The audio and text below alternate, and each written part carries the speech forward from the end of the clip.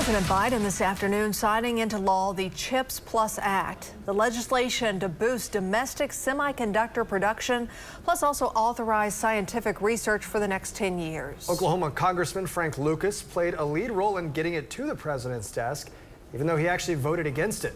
News 9's Alex Cameron has the explanation from our Washington bureau.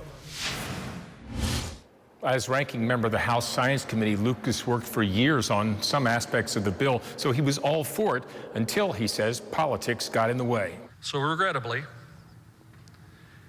and it's more regrettably than you can possibly imagine, I will not be casting my vote for CHIPS and Science Act today. That was last Thursday. In a Zoom interview Monday, Lucas put it like this. I went to Rules Committee arguing for passage of the bill the night before.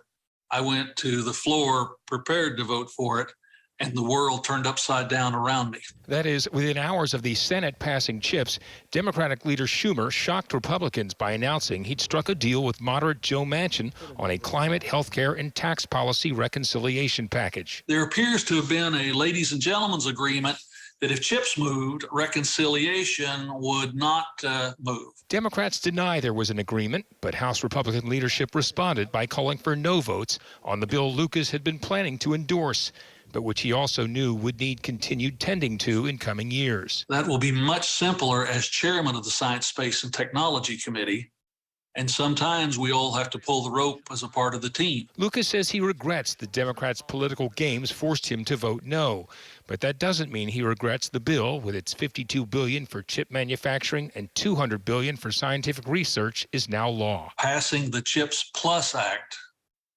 not only meets the needs, the immediate needs of the next 4 or 5 years, but those research sections will potentially carry us for decades. And Lucas points out that $200 billion for research is just an authorization. He says he or others will still have to go before appropriators each year to justify the expense.